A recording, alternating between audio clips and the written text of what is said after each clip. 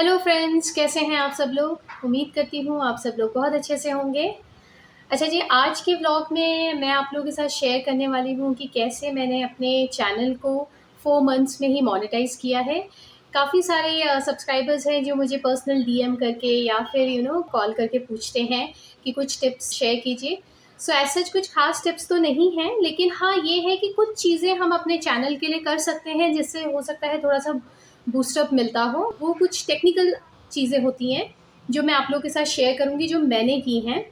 Channel मैंने अभी start किया, ये मेरा पहला चैनल है और उसी को मैंने 4 मंथ्स में अगर मोनेटाइज करवा लिया है। सो वो चीज़ें अगर मैं आपके साथ शेयर करूँगी तो वो आपके लिए भी बहुत हेल्पफुल होगा और कोई भी कर सकता है। फिर तो जो जर्नी है वो कैसे मेरी स्टार्ट हुई है, मैं आप शुरुआत वहीं से करती हूँ।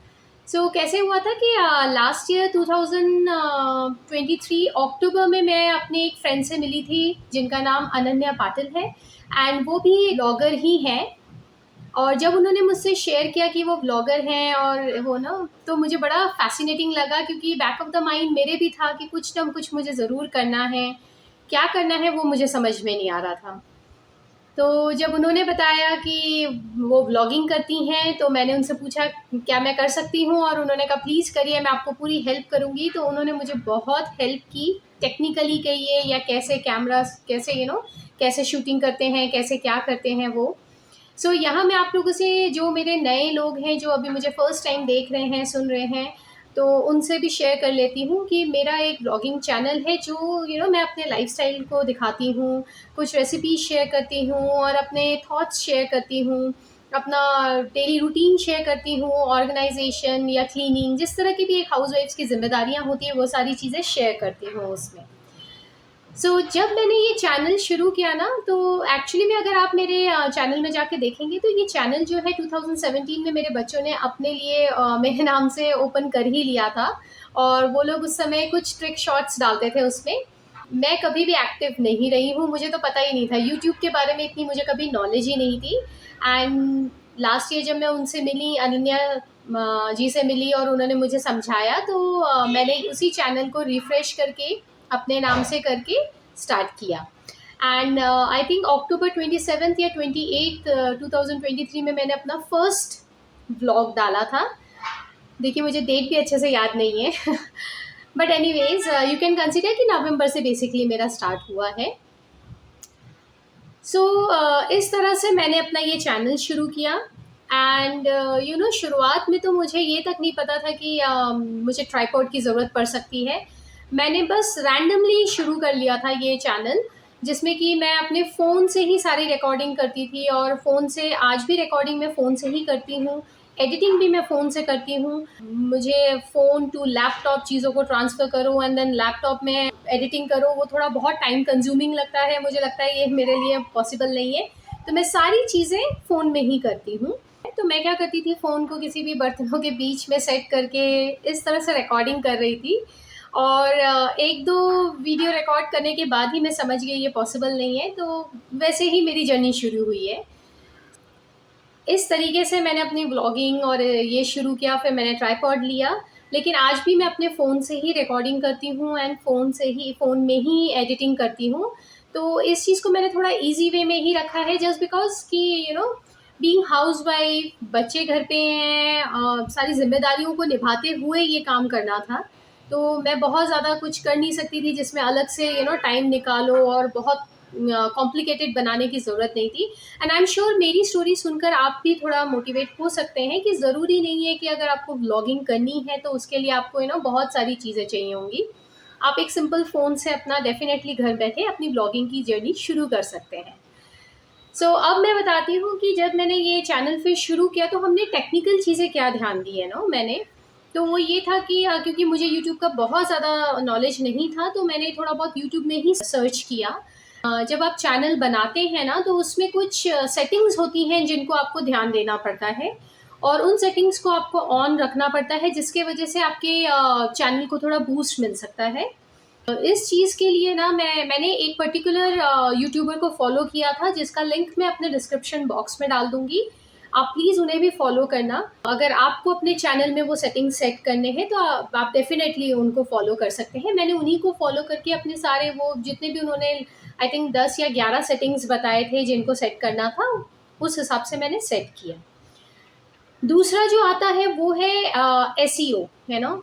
जैसे कि हम सबको पता है कि यूट्यूब जो है वो एल्गोरिदम पे चलता है ना। उसमें वहाँ कोई मेल फीमेल या कोई सीईओ नहीं बैठा है जो किसका अच्छा लग रहा है तो उसको प्रेफरेंस दे, या ऐसा ऐसा नहीं होता है। वो पूरा एल्गोरिदम पे चलता है। एंड एल्गोरिदम को पेनिट्रेट करने के लिए उसके अंदर तक आप अपने आपका चैनल को बहुत अच्छे से इम्प्रेशन मिले, उसके लिए एसईओ को थोड़ा स्ट्रॉन्ग बनाना बहुत ज़रूरी है। तो ये चीज़ भी जो है आप कैसे कर सकते हो, मैंने शुरुआत में क्या किया था। एसईओ का मतलब क्या है, वही सर्च इंजन ऑप्टिमाइजेशन। मतलब आपका जो टॉपिक है उसके ऊपर कैसे वो सर्च करे और कहाँ आपका आए, कहाँ तक आपका इंप्रेशन जाए, यूट्यूब क्यों आपको प्रमोट करे, वो इस चीज़ पे बहुत ज़्यादा डिपेंड करता है ना। सो सर्च इंजन ऑप्टिमाइजेशन को थोड़ा और एक्टिवेट करने के लिए और स्ट्रॉन्ग बनाने के लिए मैं क्या करती हूँ कि जैसे हमें पता है कि डिस्क्रिप्शन बॉक्स में जो है आप अराउंड 5000 वर्ड्स लिख सकते हैं। इतना ज़्यादा आपके पास ऑप्शन है लिखने के लिए। तो वहाँ पे मैं क्या करती हूँ, मैं एक rapid.io, आप गूगल क्रोम में जाएंगे एंड rapid.io अगर आप टाइप करते हैं तो आपके पास जो वेबसाइट आती है ना, वो टैग्स बताती हैं आपको। दी बेस्ट टैग्स आपको जनरेट करके देती हैं। ये ऑटोमेटिक वाला टैग जनरेशन वाला वेबसाइट है। तो आप क्या करते हो, जो मेरे जितने जब मैं व्लॉग बनाती हूँ तो मेरा व्लॉग का जो भी कीवर्ड्स होते हैं, वो उस दिन के व्लॉग का जो भी टॉपिक होता है उसके कीवर्ड को अगर आप उधर पे डालते हैं ना rapid.io में, तो उससे रिलेटेड सारे मेन आपके जितने भी स्ट्रॉन्ग टैग्स बन सकते हैं एंड एसईओ बन सकते हैं, वो सारा आ जाता है। आपको सिर्फ वहाँ से कॉपी करना है और अपने डिस्क्रिप्शन बॉक्स में आपने उसको पेस्ट करना है। ये इतना इजी है, कॉपी एंड पेस्ट। बस ये है कि जब हम ये चीज़ नहीं जानते हैं तो हम खुद से अगर लिखने लगे ना कि क्या क्या वर्ड्स बन सकते हैं, तो वो हमारे लिए इतना पॉसिबल है नहीं, है ना। कि कौन से चीज़ों पे सर्च किया जा सकता है, मेरा वीडियो कहाँ पे सर्च इंजन में सबसे ऊपर आएगा, तो वो वर्ड ढूंढना थोड़ा मुश्किल हम लोगों के लिए हो जाता है। और उतना लॉन्ग प्रोसीजर में पढ़ने से अच्छा है ये ईजी वे करना। जब ये बना बनाया आपके पास वेबसाइट्स हैं तो आप उनका यूज़ ज़रूर करें। और अपने डिस्क्रिप्शन बॉक्स में योर क्योरी करके आप उसमें डाल सकते हैं, सारे को कॉपी एंड पेस्ट कीजिए। बस आपको जब आप कॉपी पेस्ट करेंगे ना तो उनके बीच में कॉमा आते जाते हैं। जैसे मान लीजिए 10 वर्ड्स आए हैं, 10 वर्ड्स जो हैं वो कॉमा में आएंगे, आपको कॉमा को रिमूव करना है एंड देन नीचे नीचे लिखते जाना है उसको। सो इससे क्या है कि बहुत हेल्प मिलता है आपके चैनल को इस चीज़ में बूस्ट करने में, या फिर यूट्यूब को समझ में आता है कि आप किस जोनर से रिलेटेड अपने वीडियोस बना रहे हैं, तो कहाँ तक इम्प्रेशन भेजना है, कैसे इम्प्रेशन भेजना है। इस चीज़ में यूट्यूब को भी यूज़फुल हो जाता है। आज के टाइम में ना, जैसा हर साल यूट्यूब जो है ना वो अपने एल्गोरिदम को चेंज करता है, कुछ स्मॉल माइनर या major I don't know, but changes लाते हैं वो। ये आप बड़े छोटे हर तरह के यूट्यूबर से, आप जो कंटेंट क्रिएटर्स हैं उनसे सुनेंगे कि हर साल यूट्यूब कुछ नए नए प्रोविजंस लाते हैं और कुछ चीज़ों को थोड़ा और इम्प्रोवाइज करते हैं। तो ये जितना भी एसईओ है वो उसी से रिलेटेड होता है। तो आज के टाइम में बोला जाता है 2024 में कि टैग्स इतने इम्पॉर्टेंट नहीं है, जितना कि आप डिस्क्रिप्शन में कितने अच्छे से अपने कीवर्ड्स को ढूंढ के लिख दे रहे हैं और अपने बारे में बता पा रहे हैं। सो ये सेकेंड पॉइंट पे ज़रूर गौर कीजिएगा, एसईओ से रिलेटेड। नाउ अच्छा, मैंने यहाँ पे नोट्स बना लिए थे क्योंकि मैं नहीं चाहती थी कि मैं कोई भी चीज़ मिस आउट करूँ, मैं आपको सब बता पाऊँ अपने पॉइंट्स, इसलिए मैं नोट्स को ही रेफ़र कर रही हूँ। सो उसके बाद आता है थंबनेल बनाना, है ना। सो हम सबको पता है आज का टाइम कितना फास्ट मूविंग टाइम हो गया है, सबका स्पैन ऑफ अटेंशन इतना फास्ट हो गया है कि अगर हम थंबनेल एक बहुत अट्रैक्टिव, बहुत अच्छा सा नहीं बनाएंगे तो वो स्क्रॉल आउट हो जाएगा बिल्कुल आपकी फ़ोन से। कई बार हम भी ऐसे ही करते हैं।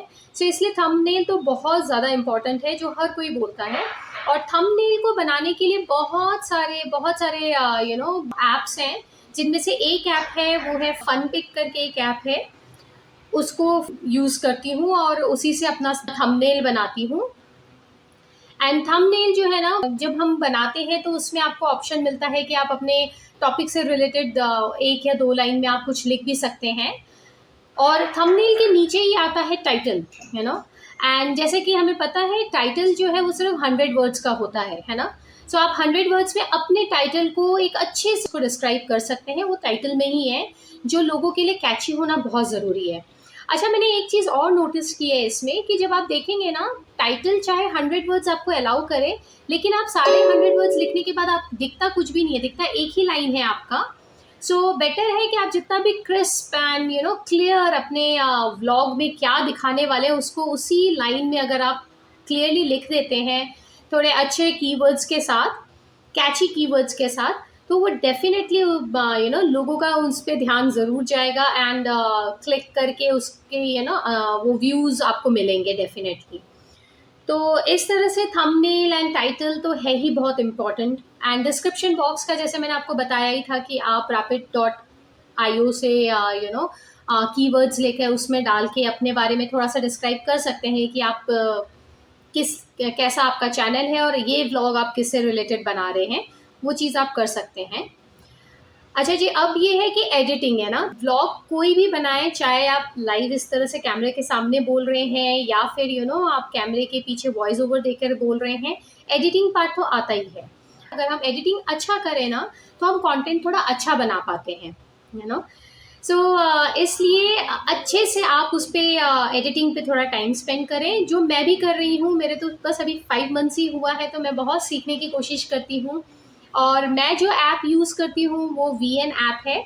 आपके ऑनलाइन बहुत सारे ऐप्स हैं जो एडिटिंग के लिए काफ़ी फेमस हैं, लेकिन मुझे काफ़ी कन्वीनियंट लगा वीएन ऐप, तो मैं उसी को यूज़ करती हूँ और मुझे बहुत हैंडी लगता है क्योंकि वो फ़ोन में ही हो जाता है। तो बड़ा ईजी हो जाता है कि काम करते करते अपना ये वाला काम भी, घर के कामों के साथ अपना एडिटिंग का काम भी मैं कर लेती हूँ।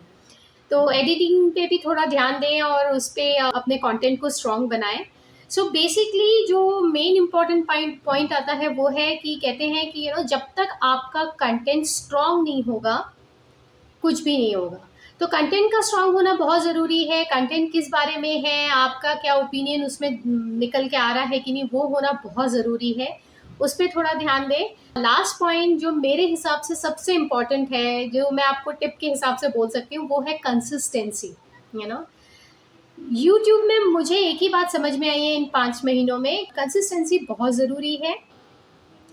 चाहे आप वीकली प्लान कर रहे हो या मंथली प्लान कर रहे हो या डेली प्लान कर रहे हो, कई व्लॉगर्स हैं जो डेली डालते हैं, हैट्स ऑफ टू देम, लेकिन जो भी आप प्लान कर रहे हैं उसको कंसिस्टेंट रखना बहुत ज़रूरी है। क्योंकि जब हम कंसिस्टेंट रहते हैं ना, तो कोई ना कोई आपका शॉर्ट्स या कोई ना कोई लॉन्ग वीडियो आपका वायरल ज़रूर होता है एंड देन उसी से आपको एकदम से काफ़ी ज़्यादा वॉच टाइम मिल जाता है और आपके सब्सक्राइबर्स मिलते हैं। हाँ, तो ये बात यहाँ पे मैं आपको क्लियर करूँ कि एक्चुअल में यूट्यूब में आपके चैनल को मोनेटाइज करने का क्राइटेरिया है कि आपको 4000 आवर्स का वॉच टाइम चाहिए एंड 1000 सब्सक्राइबर्स। सो जैसे मैंने आपको बताया, कंसिस्टेंट रहते हैं तो कोई ना कोई ज़रूर वायरल होता है। और इसी तरह मेरा एक वीडियो थोड़ा सा वायरल हुआ था और उससे ही मुझे वॉच टाइम पहले ही महीने में 4000 आवर्स का मेरा कंप्लीट हो गया था। मुझे अनदर 3 मंथ्स लगे सिर्फ सब्सक्राइबर्स को करने के लिए। कई यूट्यूबर्स हैं जो थोड़े शॉर्ट वीडियोस शुरू में बनाते हैं, तो वो सब्सक्राइबर्स पहले गेन कर लेंगे, लेकिन आपका जो वॉच टाइम है वो गेन करने के लिए और भी टाइम लगता है। सो इस तरीके से मेरा यूट्यूब का जो है चैनल जो हुआ मोनेटाइज हुआ। जैसे मैंने आपको बताया कि 4000 आवर्स का जो मेरा वॉच टाइम था वो मैंने फर्स्ट मंथ में ही कंप्लीट कर लिया था। एंड ये सब मेरे गुरुजी की कृपा है। तो मुझे लगता है एंड में इसी नोट पे करती हूँ कि अगर मैं यूट्यूब कर सकती हूँ और इतनी जल्दी अपने चैनल को मोनेटाइज कर सकती हूँ, तो कोई भी कर सकता है। थोड़े से आपको पेशेंस चाहिए और थोड़ा लगन चाहिए कि कंसिस्टेंसी चाहिए एंड अपने गुरु, अपने भगवान पे पूरा भरोसा चाहिए। आई होप आपको मेरे इस ब्लॉग से कुछ आपको इन्फॉर्मेटिव लगा होगा, आपके कुछ क्वेश्चंस क्लियर हुए होंगे और जितना कुछ मैंने अभी आपके साथ शेयर किया है उससे रिलेटेड जो भी लिंक्स होंगे मैं डेफिनेटली उन्हें डिस्क्रिप्शन बॉक्स में शेयर भी करूँगी। एंड आप लोगों से रिक्वेस्ट करूँगी कि मेरी फ्रेंड जिन्होंने मुझे इस जर्नी का रास्ता दिखाया, अनन्या पाटिल, उनके व्लॉग को भी प्लीज़ आप फॉलो करें। अगर आपको अच्छा लगे तो उनको भी लाइक करें, शेयर करें और सब्सक्राइब करें। चलिए फिर मिलती हूँ किसी और व्लॉग में, तब तक के लिए गुड बाय।